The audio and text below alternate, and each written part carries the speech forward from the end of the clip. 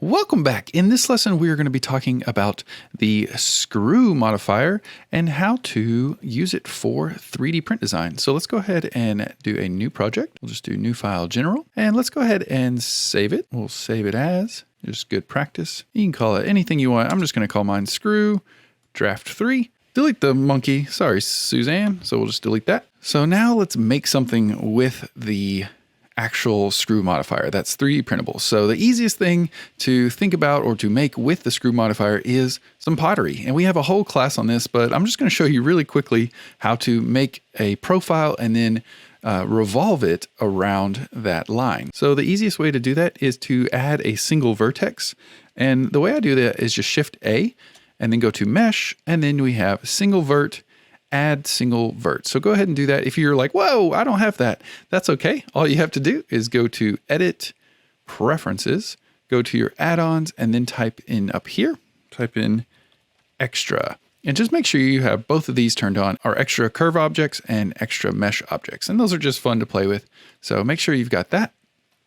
Now, if we go into edit mode, there is a vert here. It's essentially just one little dot or vertice, and make sure that you're in point mode. So just hit 1 on your keyboard there, or just click right there. And then let's go into front view 1.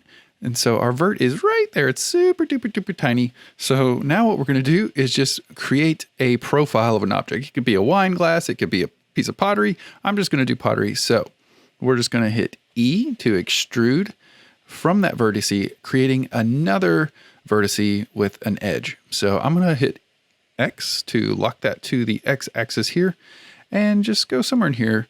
So that's 10, 20, 30, 40, we'll do like maybe 50 millimeters right there. So I'm just looking at the grid right here in the back.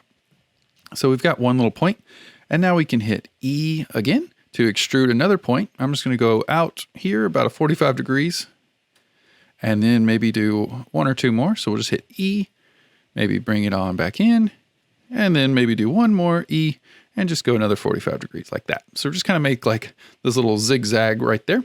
And you want to make sure you do that in front view, because if you try and do it in, just a 3D view, your points can get, one point may be way over here, another point might be way over here. So just make sure you do it in front view, essentially just kind of like drawing on a piece of paper. And then now we've got this nice little profile line. I'm going to go ahead and A just to kind of let you see it there. And now we can do some fun stuff with the screw modifier. So let's add the screw modifier to this little profile line that we have. So screw, boom, looky there.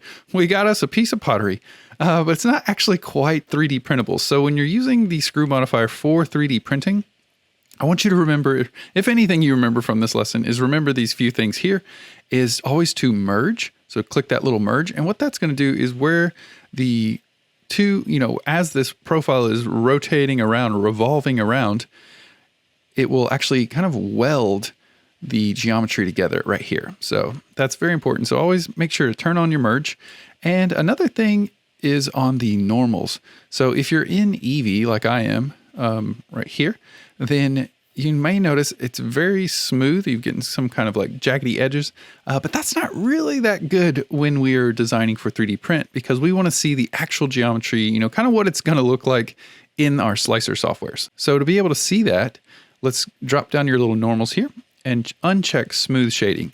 And that's going to look more realistic, to what it's going to be 3D printed. If we had this checked and we sent that to our 3D slicer, we may think, oh, this is going to be a really smooth looking print, but it's actually not. It's going to look more kind of low poly and jaggeded like that. Or we can even jump over here. So you're going to see all those. You just want to be able to see what it's really going to look like as far as geometry. And so we're going to go over all these different parameters, but the main things you need to know is that Blender is just revolving this angle 360 degrees. So if you, uncrank that down, you can see if we went to maybe like 90, we're just getting a quarter. Or if you did 180. So you can play around with this and do some really fun stuff with it. I'm just going to reset that back to 360. That's what we use most of the time. You can also change the X, Y, and Z axis. So notice when we have it on Z, it's going to default to Z, but that's just going to revolve around the Z axis according to your object's origin point.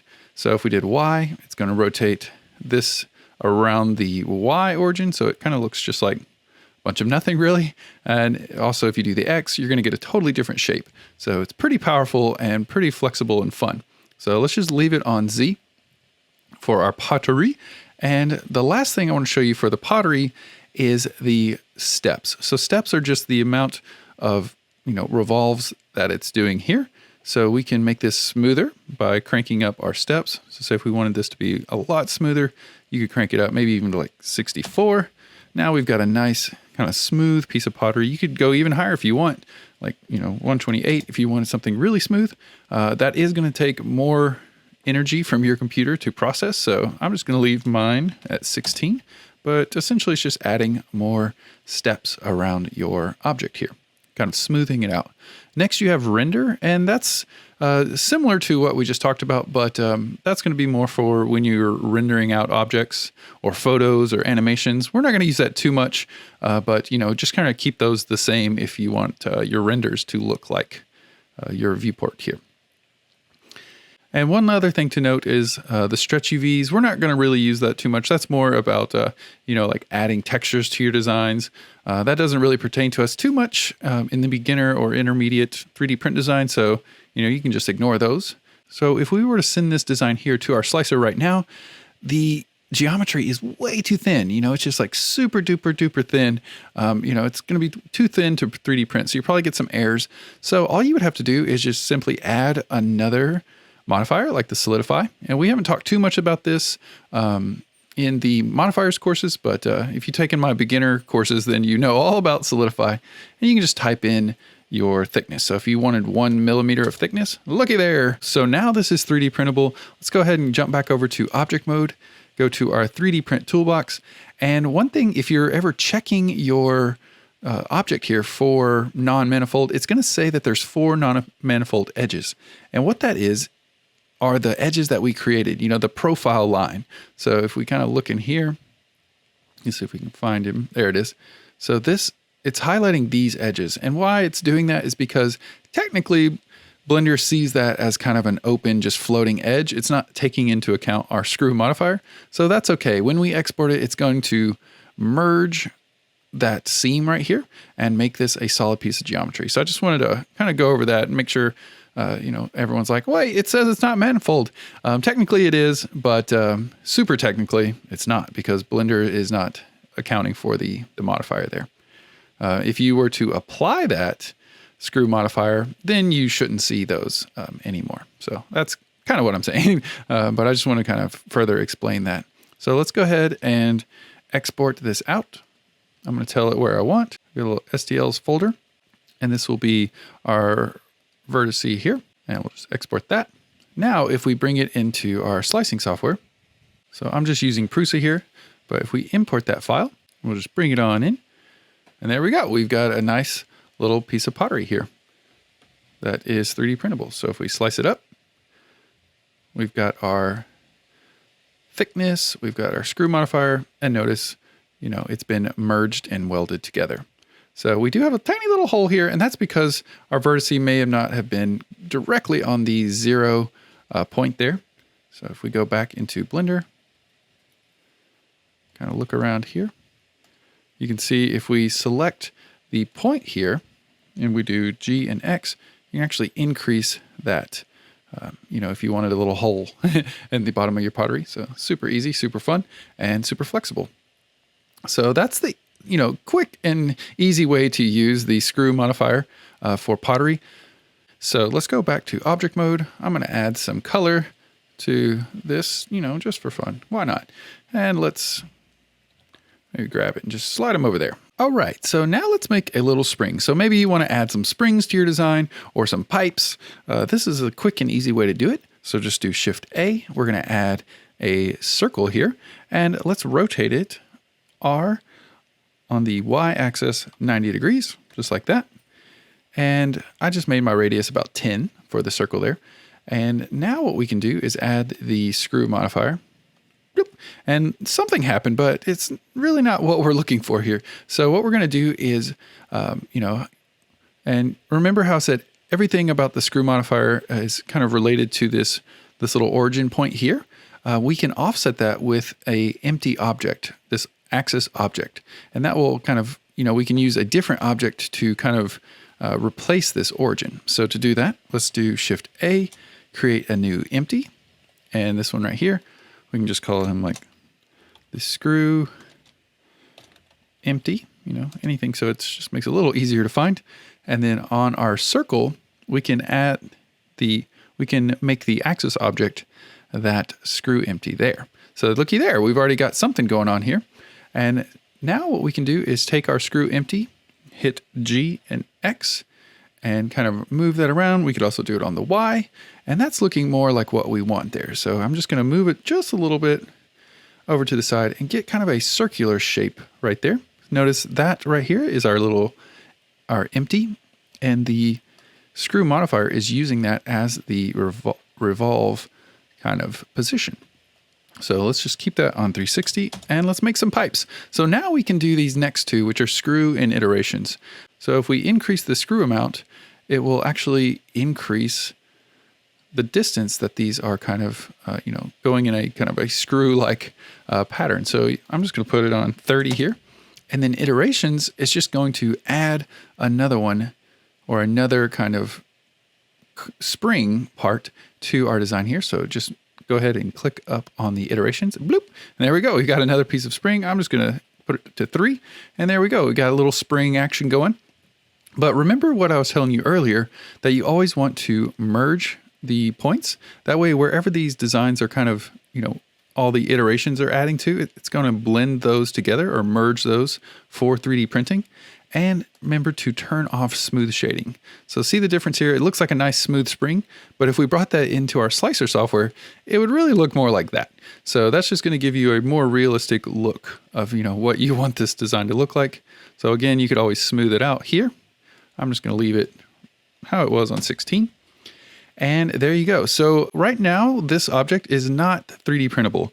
And the reason I know that is because it's just way too thin. Like, look here, we've got these big holes and there's no depth. It's just like this circle or this spring here is like paper thin. So what we need to do is, just like we did on the pottery, just add some thickness to it. So to do that, we're going to add solidify. And maybe just put 1 millimeter. That's kind of my go-to. And looky there, now we could actually 3D print this. So if you wanted like a hollow spring, or if you wanted a slide or some pipes, you could do that with this. But say if you're like, oh, well, I don't want it to be hollow. I want it to actually be closed.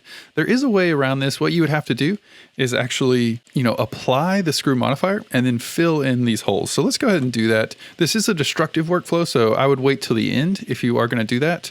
You could also duplicate your circle and kind of have it as a backup just in case you ever needed to go back and make changes. But let's go ahead and do it. Let's apply. And then if we go into edit mode, we can double click or alt click on that loop right there. And then you can do Control F to fill in. And usually you could do just F to fill, but grid fill I've been using a lot more lately. And that just helps more with Boolean sometimes. So again, we'll just do the same thing here. Alt F, grid fill. And there we go. So now this is actually 3D printable. So you could do it as, a hollow piece. You could do it as a solid piece. And let's go ahead and export it out. So I'm going to save. Jump back over to our object mode and let's go to 3D print. We can check all. Everything looks good. We got zeros all around, and we could even name this, let's call it like spring. There we go, spring, and export. Now, if we go into our slicer of choice, we can bring in this object. We'll just go here, add in the spring, and voila, looky there. We've got a 3D printable object. It does say we have some issues here. So it's saying everything is reversed. We could just click right there and it would fix it, but why not? Let's go through it. These are simple things that you may see from time to time. So what you can do is just flip the normals. And normals are the way that the faces are pointing. So essentially what this is saying is they're all pointing inward instead of pointing outward. So we'll just go to face, select everything. And I'll kind of show you this visually. If we go down to the overlays here, make sure you're in edit mode to see this. And you go all the way to the bottom. You may have to scroll down. You can turn on these little normal hairs and kind of increase the thickness of them or the length of them. And notice we're not getting any normals popping out of our thing. They're all inside our geometry. So that's what the slicer software was saying, is like everything's backwards, everything's inside out, you know, the shirt's on backwards. So what I usually do is just shift in, and that will recalculate the normals. You could also just do mesh, normals, flip, you know, recalculate outside. Either of those would work. And now you can see all of our little hairs are pointing outward. And that's what the slicer softwares are going to prefer. So that's what it was just saying. I'm going to go ahead and go back to object mode, and let's just replace over that. So we'll just hit export. Super easy fix, but just some things that you may run into from time to time. And I'll just replace that, bring it back in. Hey, and there we go. So now we don't have any issues. That one's a pretty simple issue that the slicer could have fixed for us, but I just want to kind of help you understand, you know, what those errors are and how you kind of can go about fixing them. So obviously we would have some support material or kind of flatten the bottom here, but I just want to show you that it's 3D printable, and you've got a full spring. And if you wanted it hollow, again, you could just use the solidify. So that's how I would go about making some type of spring. So hopefully that helps you. Now let's make some screws. I want to show you a few different ways you can make some screws with the screw modifier. So let's go ahead and jump in it. So let's jump back into Blender, and let's add or just make some screws. So I'm going to go ahead and save. Make sure you save yours. And let's add some material. I'm just going to add maybe like blue to this little spring here. And let's hit G and X and just move them on over. And next what we're going to do is make a screw. And the way that I would recommend making screws in Blender is to use the bolt factory. So you just go to Edit, Preferences, and make sure that you've got the bolt factory turned on. So just type in bolt and add mesh bolt factory. And as long as you've got that turned on, you can do Shift A and create a mesh, and at the very bottom here you've got bolt, and this is the bolt factory. I'm just going to hit period on my numpad to kind of see here. You can switch it from a bolt to a nut. You've got all these different presets, and you can change all the different parameters. And if you ever lose it, just like I did there, you can hit F9, and that will bring back that little parameter there. So that's the easiest way to make bolts and nuts inside of Blender. But if you want to kind of see how you would do it with the screw modifier, let's do that real quick. So I'm just going to delete that. And we do have more on the bolt factory on the spin duplicates tool in the tool classes. And I'll put a link to that below. And we also talk about bolts in the bolt factory in the dog poop head dispenser. So I'll put a link to both of those lessons if you're interested more in the bolt factory. And let's go ahead and make some screws with the screw modifier. So again, just like we did with the pottery, let's do Shift A, do a mesh, and we're going to do a single vert. Bloop. So we got a single vertice right there. Go into front view, and we're just going to hit E. Oh, and notice I can't not extrude because I'm in face mode. So make sure you're in this right here, and then hit E to extrude. So now we've got a little line appearing right here, and I'm going to lock it to the X axis just to keep everything nice and clean. Just click right there. So I just went out about roughly 10 millimeters. Then we're going to hit E, go out 45 degrees like that, and then go up just a little bit. So I'm just going to go barely up. And this is just, I'm essentially just drawing the profile of a screw. Screws are very technical and very intense. But I just kind of want to show you the rough kind of outline. So now we'll go E to extrude, do another 45 degrees, and then E and go up just a little bit. And I'm just kind of doing it quick and eyeballing it here. But essentially, that's the basic shape of a screw. And let's go into our modifiers and add the screw modifier. There we go. Boom. So we've got the screw. Let's turn on merge and the normals. Make sure you're always doing that. And so now we can start increasing the screw amount right here. And you want to get as close as you can to this bottom edge to the top here. So I'm just going to barely do it right here. You can also hold shift while doing this and get it as close to that spot as you can. And if you get really close right here, then it will auto merge that for you. But this, I really wouldn't recommend building, your own custom screws like this. I would just use the bolt factory, but I just want to show you kind of. So now we've got a screw or the beginnings of a screw, and then we would just add more iterations. So there you go. That's how you would do, your basic screw shape.